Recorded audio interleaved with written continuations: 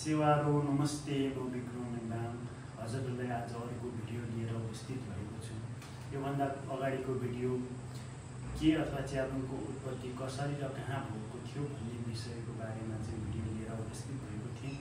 आज अर्को भिडियो लिएर उपस्थित भएको छु। के अथवा च्याब्रुङ किन नाचिन्छ र कसरी नाचिन्छ भन्ने विषयमा चाहिँ छोटो भिडियो लिएर उपस्थित भएको छु। मेमछ्याङ र यामयामिसा दुईजना चेलीमाइती थिए। यिनीहरू टुक्रा थिए। चेलीमाइती हुर्किने क्रममा बढ्दै जाने क्रममा एक दिन छलफल भयो चेलीमाइतीको बीच। माइतीको बिहे गरिदिनुपर्छ भन्ने सल्लाह भयो र केटी खोज्नु पूर्व दिशातिर गयो। पूर्व दिशा जाँदाखेरि एउटा केटी लिएर आयो अथवा केटी भेट्यो। केटी भेटेर लिएर आउने क्रममा चाहिँ जहाँ चेलीमाइती बस्ने ठाउँमा पुग्न आँट्दाखेरि चाहिँ त्यो केटीले त्यो तान बुन्दै गरेको।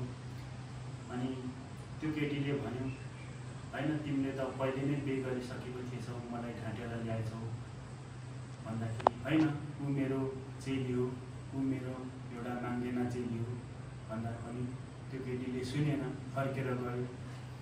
यसरी नै चारै दिशा केटी माग्दै जाँदा सबै ठाउँबाट केटी त लिएर आए, तर त्यो ठाउँबाट चाहिँ फेरि त्यही दृश्य तान बुन्दै गरेको दृश्य देखेर सबै केटीहरू फर्केर गएर भने तिमीले त हामीलाई ढाँटेर ल्यायो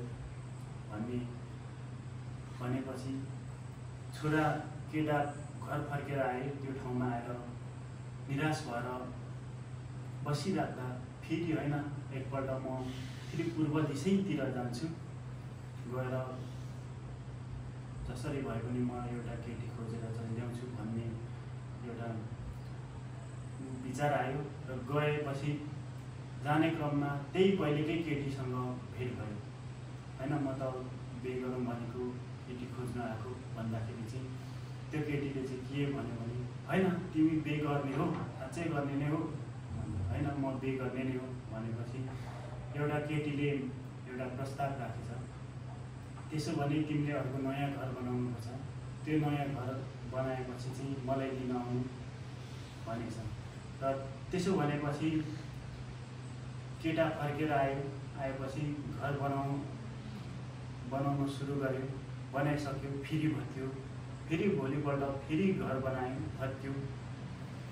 अब घर भत्केकै गरेपछि चाहिँ एउटा नाङ आएछ, देउता नाङ आएर नाङले चाहिँ भनेछ होइन घर बनाउनुभन्दा पहिले चाहिँ के बनाउनुपर्छ, के बनाएपछि मात्रै घर बनाउनुपर्छ। के कसरी बनाउने भन्दाखेरि नाङले के बनाउने तरिकाहरू चाहिँ सबै भन्नुभयो। भनेपछि त्यो केटाले नाङले जसो भन्नुभयो त्यसरी नै बनाउँदै गएपछि के बनाइसकेपछि घर बनाइसकेपछि फेरि